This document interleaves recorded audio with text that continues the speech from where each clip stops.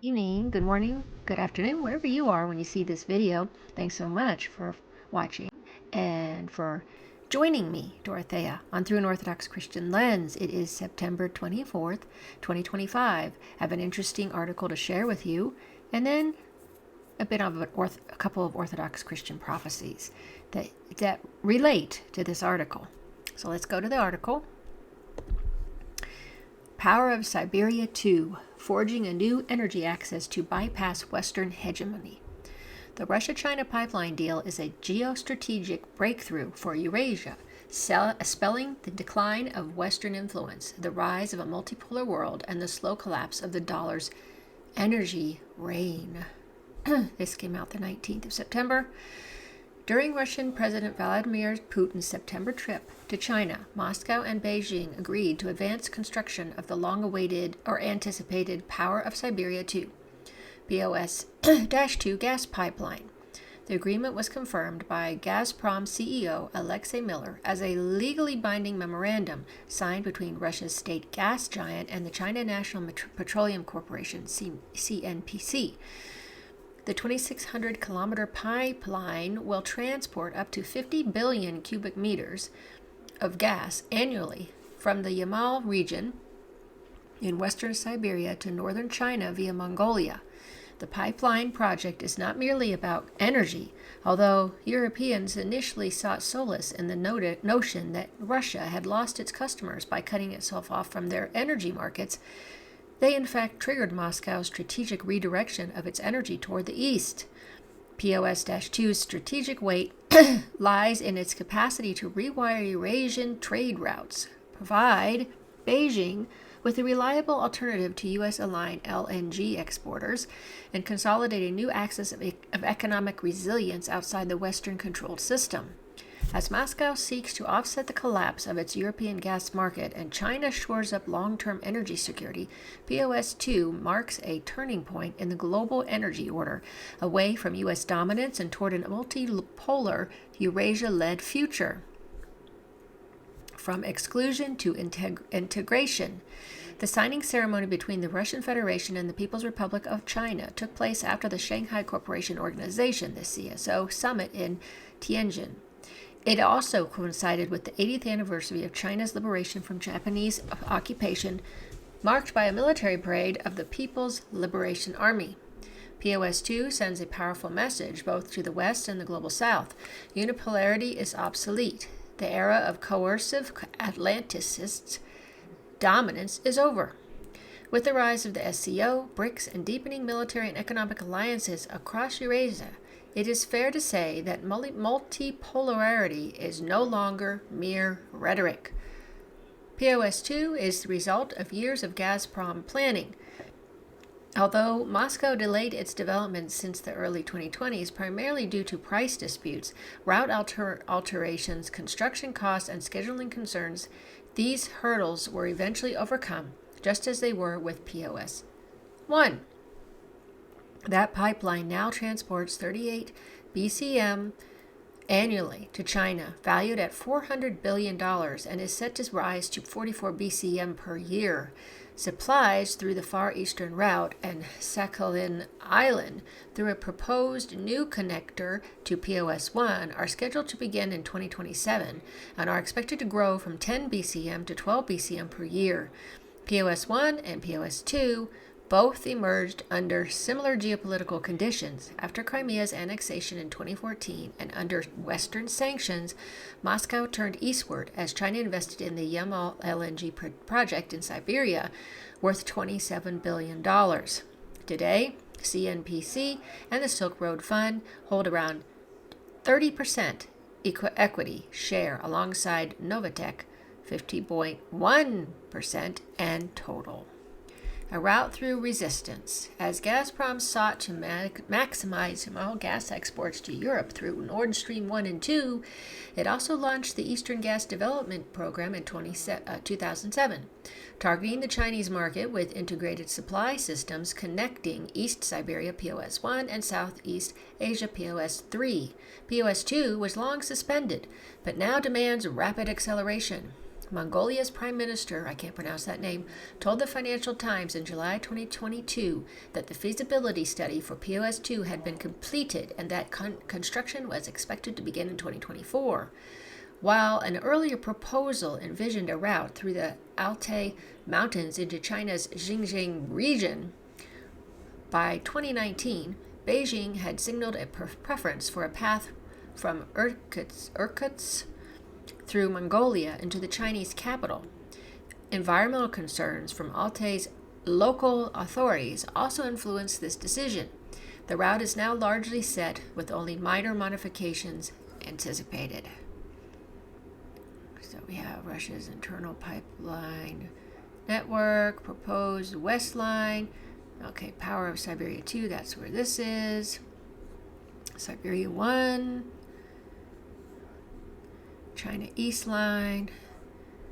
So yeah, it's all over here, which is pretty amazing. It makes sense that they'd be working together. They're not far from each other, and they're on the same continent basically, so they're close by here. And I guess I would assume Mongolia would enjoy some of this as well, the gas and the pipeline. Okay. Let's see. Okay, so proposed West Line. Okay. This existing pipeline. Okay. China, the world's biggest gas buyer. China leads the world in gas imports both via pipeline and sea. Since 2021, it has topped global LNG imports.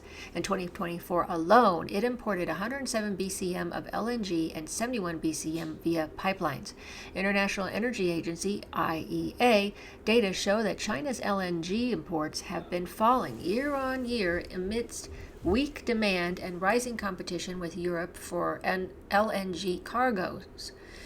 At the same time, China is expanding its pipeline gas import capacity, a shift that analysts say could gradually reduce China's dependence on LNG.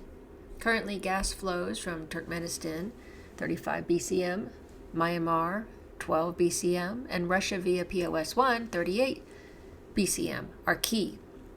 Moscow and Beijing have also agreed to increase POS1 flows to 44 BCM annually. China's strengthened position secures supply while enhancing bargaining power, a lesson not lost on U.S. allies like Australia, which was recently forced to lower LNG prices in its long-term contract with Sinopec. Cracks in the Western Order. Since 2018, Beijing has prioritized boosting domestic gas exploration and production, successfully raising output from 190 BCM in 2020 to 230 BCM by 2024. China's energy mix is shaped by supply security, geopolitical factors, costs, and environmental priorities, balancing gas, LNG, crude, coal, domestic and imported, nuclear, and renewables. This shift could weaken the market position of traditional exporters like the U.S., Canada, Australia, and Qatar, especially in Southeast Asia and European spot markets. Qatar, one of China's top LNG suppliers, still faces uncertainty despite signing several major long-term contracts with Chinese firms in 2023, including 27-year supply deals with CNPC and Sinopec. While these agreements provide some stability, Doha's overall position in the Chinese market remains less secure compared to Russia's expanding pipeline commitments. Chinese energy companies continue to weigh Qatar's reliability after Israel's recent act of aggression, U.S. bases on its soil, and the potential closure of the Strait of Hormuz. Interesting. Yeah, if that happens, they need some kind of, alternative. Yep.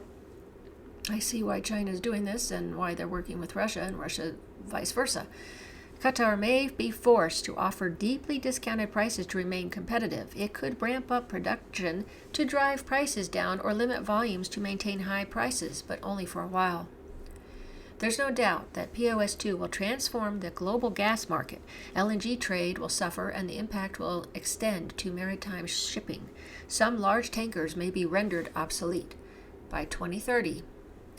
As China reduces LNG imports, other importers will gain leverage. Some LNG projects may collapse altogether. Exporters like the U.S. and Qatar are already uneasy. Washington is especially alarmed by the potential decline of dollar-based energy trade, a far more damaging blow than losing the Chinese LNG market. Gazprom's CEO Miller says POS2 payments may be split evenly between the yuan and the ruble. This directly challenges the dollar's energy dominance. Iraq's late Saddam Hussein faced the wrath of Washington for daring to price oil in euros. But Russia and China are not Iraq. Some argue that China is becoming too dependent on Russian energy, but the dependency is mutual. In an era where both states face aggressive containment by the U.S. and its partners, such interdependence is strategic, not risky. Moscow, moreover, is shedding unreliable European customers. In 2021, 80% of Russian pipeline gas and 40% of LNG exports went to Europe, about 150 BCM in total. That market is nearly lost, but POS2 can recover much of that revenue while anchoring Russia in the Asia-Pacific energy orbit. So here's China's natural gas balance and import demand in 2030 and 2040. So there it is. Consumption, production, consumption, production, import demand. So that's the supply, then there's import demand here. Supply gap for power of Siberia 2. Now here, 2040, it should go up to here, they think. And this looks like a little less for 2030 to 2040. Looks like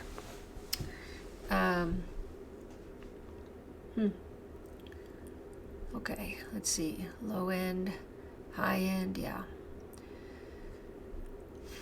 Okay, Russia. All right. Change in Russian energy exports between 2021 and 2023. Oil. European Union, rest of the world. Coal. Pipeline gas. Wow. So European Union was actually taking a lot, and they were stupid to drop it, but anyway. Let's see. Here, LNG, rest of the world. Okay. So China's in this color and others, so we get an idea. For coal and oil. Okay. POS2 may be less profitable than its predecessor due to higher construction costs and lower prices, but tax breaks could help. More importantly, the project will create domestic contracts, boost steel production, and drive development in eastern Russia, a key Kremlin objective. Gazprom, which posted a $6.8 billion net loss in 2023, its first since 1999, and a $13.1 billion net loss in 2024, has no other major infrastructure project apart from POS2 and the suspended Baltic LNG terminal. For Gazprom, it is existential. One reason China did not rush into the deal is that it may not need extra gas until the mid-2030s. Imports, currently around 150 BCM, are expected to rise to 250 BCM by 2030, mostly covered by existing contracts, but projections suggest there will be room for POS2 by 2035. POS2 will also accelerate China's rise as a global LNG player. An additional 50 BCM in pipeline gas will help Chinese firms optimize imports, boost re-export capabilities, forge joint LNG strategies, and expand regasification infrastructure abroad. Wider POS2 adoption, long-term LNG contracts, and expanded global trade will position China as a global LNG stabilizer by the 2030s, with far-reaching implications for energy geopolitics.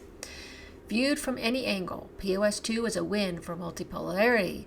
It bypasses Western attempts at containment, offers a development model for the global South, and accelerates BRICS expansion. Most critically, it chips away at the dollar's long-standing energy dominance. That may prove to be the pipeline's most enduring impact and the West's greatest loss. So this is a big deal. And this is going to be big with two big countries involved in this. I can see how it's going to be directing a lot of customers toward this Siberia too, instead of getting oil and gas and all that from the West, Europe, US, Australia, etc. So this seems like a promising adventure contract agreement between China and Russia. It makes sense. They're on the same continent there. They're not too far from each other. And as I said, Mongolia is in the middle, but could probably benefit from this as well. And probably some others, countries around there as well. India, those countries around there. Well, having said all that, I have found this very interesting. But let's go now to some prophecies, World War III Orthodox Christian prophecies regarding Russia and China.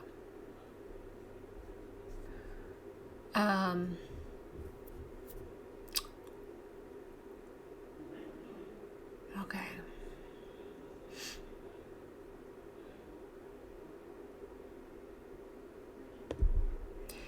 We're going to start with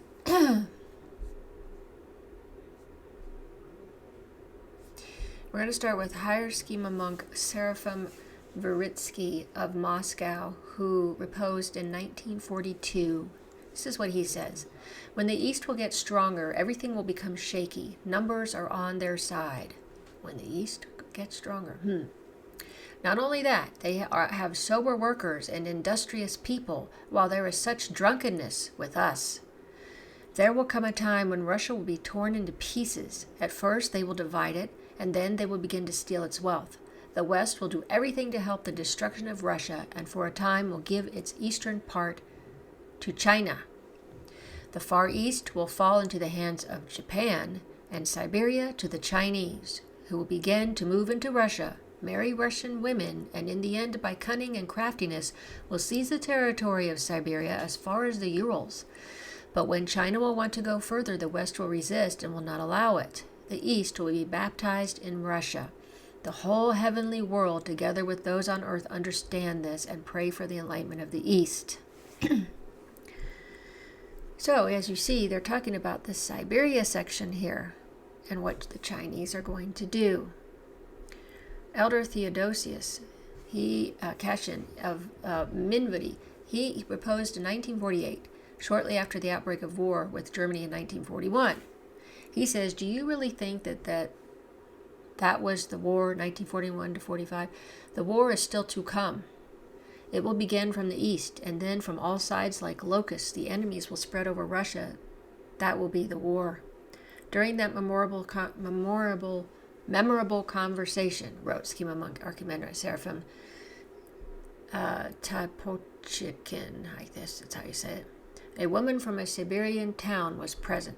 The elder said to her, "You will receive a martyr's crown from the hands of the Chinese in your town's stadium, where they will drive the Christians who live there and those who do not agree with their rule."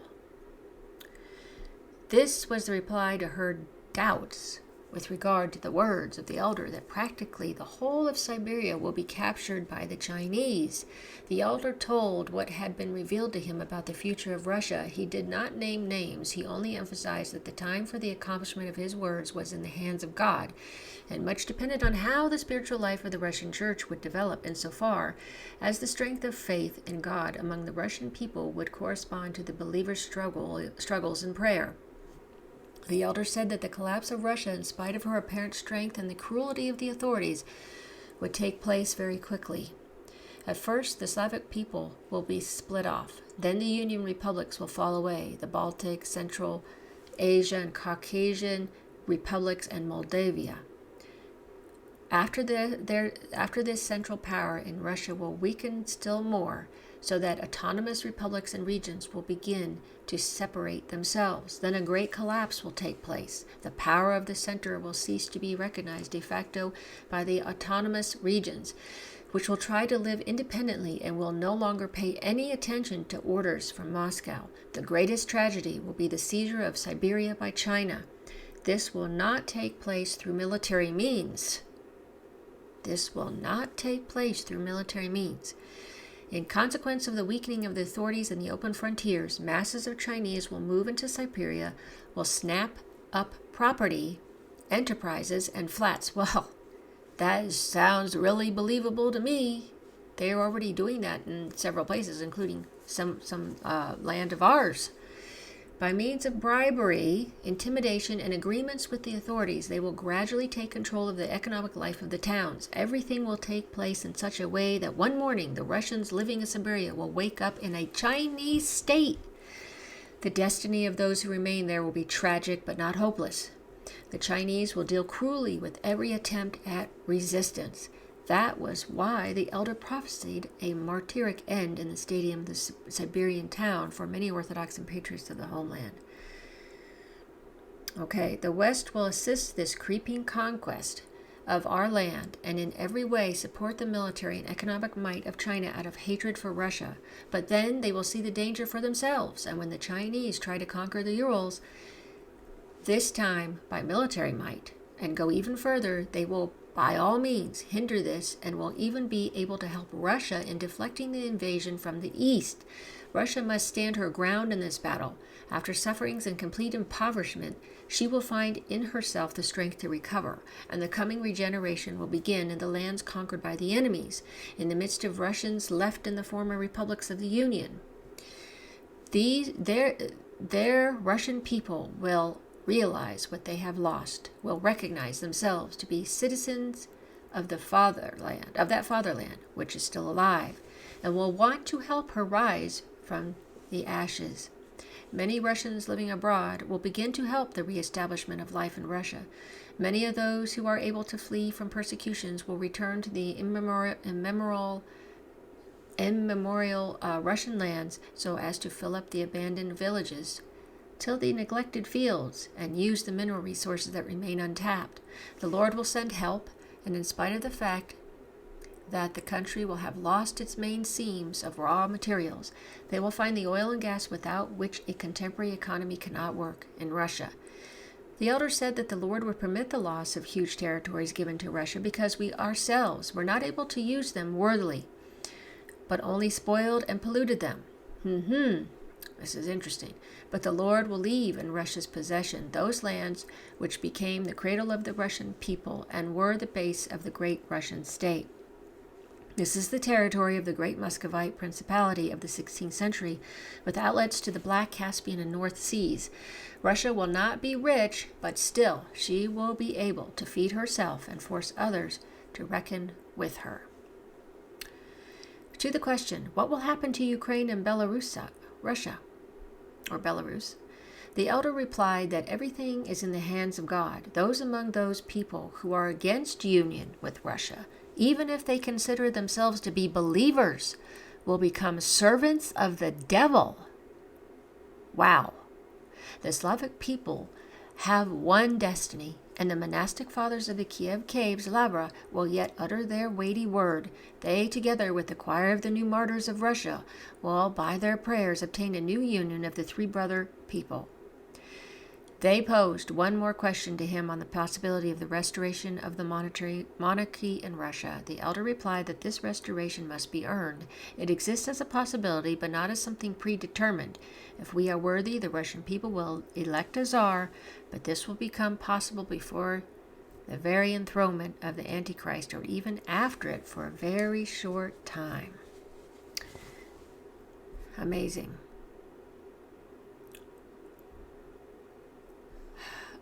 There's many in here. Many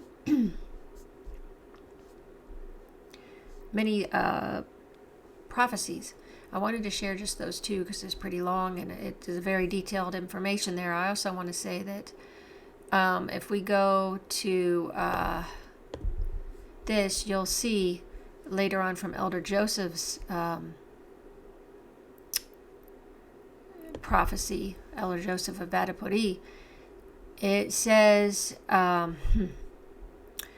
says right here, what will burn the Russians, leading them to redeployment of forces, is the betrayal of the Chinese, who will initially be with them. Then, in the face of the greatest exchange ever agreed, the greatest exchange ever agreed, the occupation of Siberia. Wow.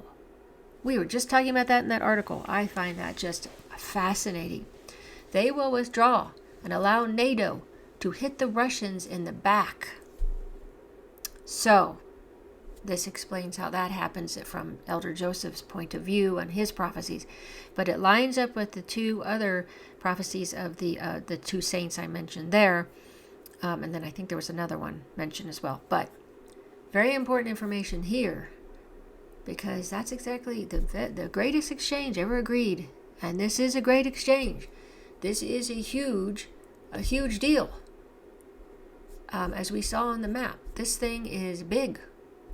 Big, as Trump would say, or bigly. So amazing information here. I mean, if one is a Chinese citizen or Indian or somebody around that area that's not against Russia, and then the Russian people, this deal seems, I would be excited about it, but the prophecies are not saying it's going to go as what they want it to go as, at least on the Russian side. So, anyway, thanks so much for watching. If you have any comments, share them below. If you found this informative, go ahead and share it with your friends and family if you'd like. I will remind you that with prophecies, as you said, it was mentioned that everything hinges on people's repentance, prayers of repentance, asking for God's mercy. These events can be changed, minimized, altered to something a little different. And as is the whole world war, which I pray a lot that God will lessen what's to come. So let's keep that in mind. But in any case, 4 different elders and holy elders and saints are saying this. So it seems like it's a pretty locked in prophecy between China and Russia. So again, thanks so much for watching. Thanks so much for following my channel. Share your thoughts on this if you'd like. I found it a very fascinating information. I hope you all are having a great Wednesday. I hope you all have a blessed rest of your day or evening, wherever you are. Until next time.